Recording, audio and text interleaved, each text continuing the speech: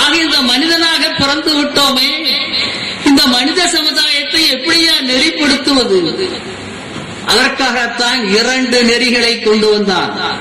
ஒன்று அறநெறி என்று சொன்னான், இன்னொன்று மரநெறி என்று சொன்னான்.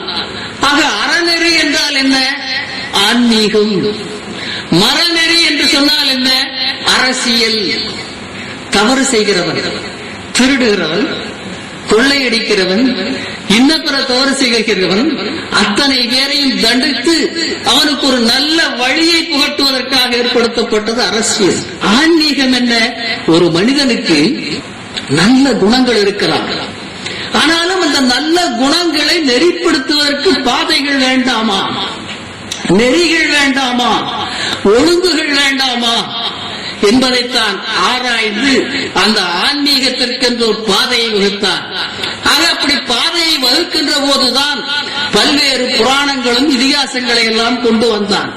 ஆக இந்த சித்தர்கள் ஆய்கின்ற போது என்னடா, மன்னாதி மன்னர்கள் வாழ்ந்தான், ஜனகன் வாழ்ந்தான், ஏன் சேர சோழ பாண்டியர்கள் வாழ்ந்தார்கள், எத்தனையோ அரசர்கள் எல்லாம் வாழ்ந்தார்கள், யானைப்படை, சேனைப்படை, ரஜகத துதக பதாதிகள் என்று சொல்லப்பட்டு அத்தனை படைகளையும் வைத்துக் கொண்டிருந்த இந்த மன்னர்கள் எல்லாம் அழிந்துதானே போகிறார்கள். இந்த அழிவு ஏற்படுவதற்கு என்ன காரணம்? இந்த உயிர் எங்கேயா பிறக்கிறது? இது எங்கே அழிகிறது? இதைத்தான் ஆராய்ந்தான் ஞானிகளும் சித்தர்களும். அதற்கு அவர்களுக்கு கிடைத்த விடை, இந்த உடல் அழிகிறது, உயிர் அழிவதில்லை என்று சொன்னான். அதற்காகத்தான் அவன் கண்டுபிடித்தான் அகத்தத்துவம், புறத்தத்துவம் என்று சொல்லி 2 தத்துவத்தை கண்டுபிடித்தான் ஞானிகளும் சித்தர்களும். அகத்தத்துவம் என்று சொன்னால் என்ன? அடே, ஆட்டுக்குட்டி வயிற்றில் ஆட்டுக்குட்டி தாண்டா பிறக்கும், பூனைக்குட்டி வயிற்றுல பூனைக்குட்டி தாண்டா பிறக்கும். இந்த பஞ்சபூதம் என்று சொல்லப்படுகின்ற நீர், நெருப்பு, காற்று, வாயு, ஆகாயம் என்று சொல்லப்படுகின்ற இந்த பஞ்சபூதத்துல இந்த உடம்பு பெறக்கூடிய ஜீவராசிகள்லாம் பஞ்சபூதத்தை அடிப்படையில் தாண்டா பிறந்திருக்கணும். கண்டுபிடிச்சான். சரி, இந்த உடலை இயக்குகின்ற கருவிகள் என்ன? உடலை எது இயக்குகிறது? அதற்கென்று 96 தத்துவத்தை கண்டுபிடித்து இதையெல்லாம் இயக்குகிறது எப்படி? 72,000 நரம்புகள் இருக்கின்றன, 9.5 கோடி ரோமக்கால்கள் இருக்கின்றன, 6 ஆதாரங்கள் இருக்கின்றன, நாடி நரம்புகள் இருக்கின்றன என்று ஒவ்வொரு அவயத்தையும் கண்டுபிடித்து இந்த அவயம் எதால் இயங்குகிறது, இதற்கு சுக்கான் எது என்று சொல்லி அகத்தத்துவம் என்று ஒன்றை கண்டுபிடித்து அதிலே இருந்து உன்னோட உடலை எப்படி நீ பாதுகாப்பது, இந்த உயிரை நீ மாய்க்காமல் இருக்கின்ற வித்தை என்ன, வினோதம் என்ற எண்ணை கண்டுபிடிப்பதுதான் அகத்தத்துவம் என்றை கண்டுபிடித்து அதற்கு சித்தர்கள் ஞானிகளும் தனியாக அகநூல், பசுநூல் என்று சொல்லப்படுகின்ற ஆன்மீக நூலை ஏற்படுத்தினார்கள். இன்னொன்று புறத்தத்துவம். இந்த மனுஷனிலேயே 2-3 விதமான குணம் இருக்கிறான். சத்துவ குணம், ரஜோ குணம், தாமச குணம். ஒருத்தனுக்கு வாழமட்ட புத்தி, என்னதான் நெருப்பத்தாச்சு பத்தாது. அவனைத்தான் தாமச குணம், திருட போவான், கொள்ளையடிக்க போவான், குலவை போவான், அவனுக்கு தண்டனை கொடுத்தோம், திருத்தணும். இன்னொன்னு கறிக்கட்ட புத்திம்பாங்க, கொஞ்சம் ஏதோ ஊதுனா பத்திக்குவான், இன்னொருத்தன் பெட்ரோல் மாதிரி பிடிச்சா பத்திக்குவான். ஆக இதுல குணங்களை அந்த அரசியல் என்று சொல்லப்படுகின்ற போது கீழ்நிலையான புத்தி இருக்கிறவர்களைத்தான் தண்டனை கொடுத்து திருத்தினார்கள். இந்த நடுத்தர புத்தி இருக்கிறவன் என்ன செய்யறது? உயர்ந்த புத்தி இருக்கிறவனை அகத்தத்துவம் என்று சொன்னாலே அவன் புரிந்து கொள்வான். உயிர் எங்கே பிறக்கிறது, உயிர் எங்கே அழிகிறது, அந்த 96 தத்துவங்களும் என்ன செய்கின்றன என்பதை சொல்லுகின்ற போது அந்த உயரிய அறிவு படைத்தவன் புரிந்து கொள்ளுவான். ஆக புரியாத அந்த நடுத்தர புத்தி உள்ளவனுக்கு என்ன செய்வது? ஆக இந்த உடலை, இந்த உடம்பை போன்று ஒரு ஆலயத்தை அமைத்து வைக்கிறான்னு சொன்னான். கோயிலை கட்டுறான்னா, ஆக கோயிலை கட்டி காமிச்சாவது இதுதாண்டா உடல், இதுதாண்டா உயிர், இப்படி போனா தான் நீ கடை தேருவேன்னு சொல்லி அப்படி பாடத்தை போட்டுவதற்காக கோயிலை கட்டி வச்சான். புராணங்களையும் இதிகாசங்களையும் ராமாயணங்களையும் எழுதி வச்சான். ராமாயணத்தை எழுதி வச்சது யாரு? வால்மீகிங்கிற சித்தன். மகாபாரதத்தை எழுதி வச்சது யாரு? வியாசருங்கிற சித்தன். ஹரிச்சந்திர புராணத்தை சத்தியத்தினுடைய நெறியிலே சொன்னால் 1008 சோதனைகளை அடைய வேண்டுமே என்று அடையாளம் காட்டிய கௌசிக முனியனாயிற்று. சித்தன் செய்யாத வித்தை என்ன வித்தை? சொல்லிக் கொடுத்தான். எதற்காக சொல்லிக் கொடுத்தான் தெரியுமா? அடே, நீ அறிவிலே குறைந்திருக்கிறாய், நீ ஆலயத்தை வழிபடு, ஆலயத்தை வழிபட்டு பின்னாலே உன்னுடைய ஆன்மாவை நாடு என்பதை சொல்லிக் கொடுத்ததுதான் ஆலயம் அடையாள சின்னங்களாக வந்தன. ஆலயம் என்று சொன்னாலே ஆ என்று சொன்னால் ஆன்மா, லயம் என்று சொன்னால் ஆன்மா லயமாவது என்று பொருள். ஆக ஆன்மா லயமாவதற்குத்தானே இத்தனையும் செய்து வச்சார்கள். நாம் இன்னைக்கு என்ன பண்றோம்? 48 நாள் விநாயகருக்கு போனா 450 வருஷம் உயிரோடு இருக்கிற வரைக்கும் விநாயகர் சுத்திட்டே வந்துட்டு இருக்காங்க. உண்டா இல்லையா?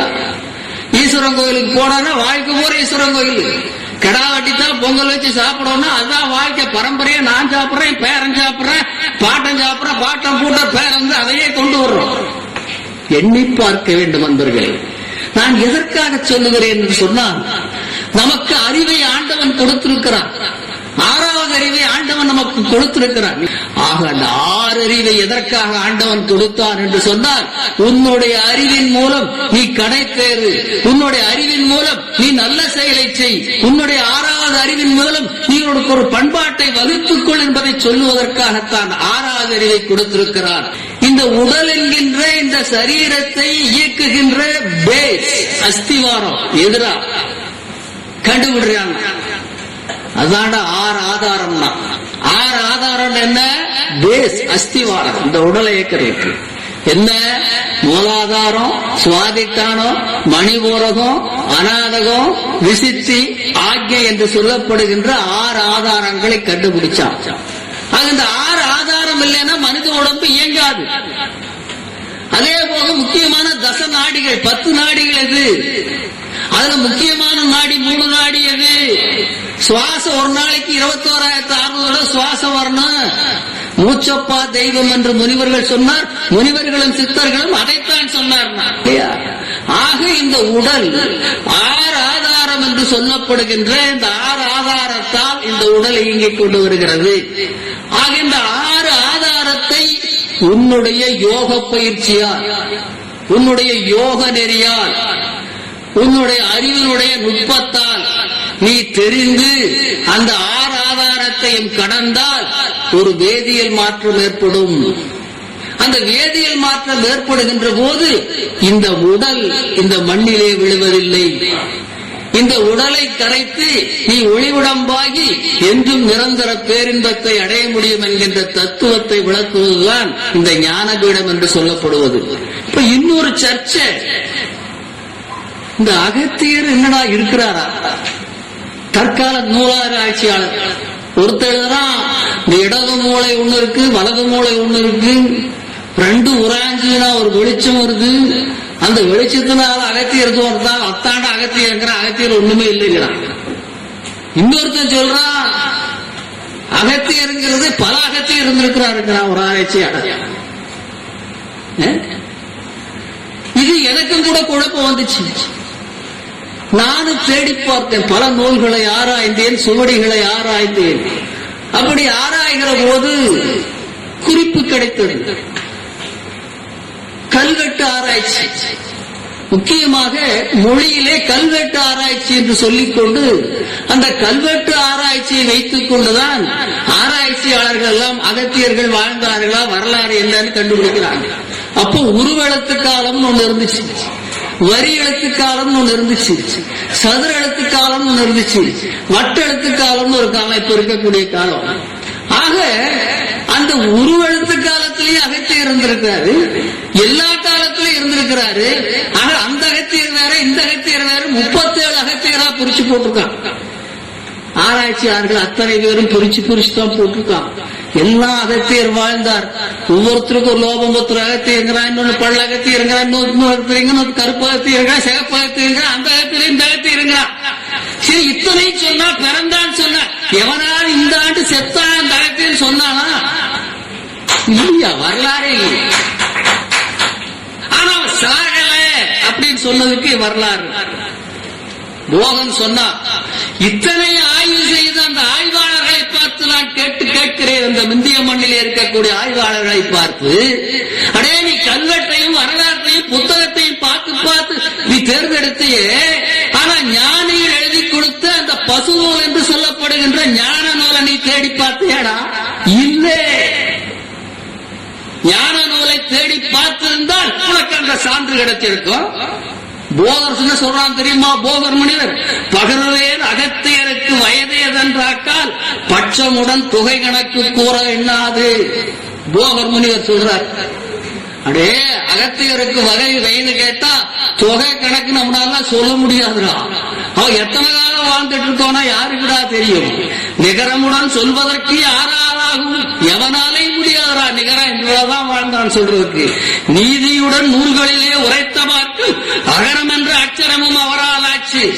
அடே நீதியா உண்மையா இந்த உலகத்திலே சொல்றான்னா அகரம் சொல்ற எழுத்து அவனால் தான் ஆச்சு. அது எப்படி? அகர முதல எழுத்தெல்லாம் ஆதி பகவன் முதற்றே உலகு சொன்னான். வள்ளுவன் எழுதினான். வள்ளுவனே என்ன சொல்றான்? என்னுடைய குருநாதன் அகத்தியன் சொல்றான். அந்த அகரம் என்கின்ற அச்சரம் எப்படி உருவாயிற்று? இந்த ஒவ்வொரு ஜீவராசிகளும் இந்த உலகத்திலே பிறக்கின்ற போது வாயை திறக்கின்ற போது ஒரு ஒலி புறப்படும். அந்த ஒலி அகரம் என்று சொல்லப்படும். ஆக அந்த அகரம் தாண்டா அகரம் முதல் உலகத்தெல்லாம் ஆதி பகவன் முதற்றே உலகம் தான். ஆனா ஆனால தொடக்கம் ஆண்டவனா இருந்தான்னு அற்ப புழுவா இருந்தான் அதுதானா முடிவுன்னு சொன்னான். ஆக அந்த எழுத்துக்கே சொந்தக்கார யாரு தெரியுமா? அவன் தாண்டா அகத்தியன்னு சொல்லியிருக்கான். யார் சொன்னது? போகன் சொன்னான். அப்பனே 4 யுகம் கடந்த சித்து. ஒரு யுகமா 2 யுகமா? 4 யுகம் கடந்த சித்துடானா. யாரு? அகத்தியர. சகரமெல்லாம் தான் துதிக்கும் கும்பயோனி சதுரான அகத்தியர் என்று சொல்லலாமே. என்ன சொன்னா? சதுரமெல்லாம் சதுரான சகரமெல்லாம் தான் துதிக்கும் கும்பகோணின்னா சகரம்னா அந்த 4 யுகம் 4 யுகம் துதிக்கக்கூடிய கும்பயோனின்னு சொன்னான். இப்படிப்பட்ட இந்த போகன் மட்டும் சொல்லல, மச்சமுனி சொல்லி இருக்கிறான், தேரையர் சொல்லி இருக்கிறான். அனைத்து ஞானிகளும் சித்தர்களும் அவர்களுக்கு கால வயது கிடையாது என்ற உண்மையை சொல்லி இருக்கிறார்கள்.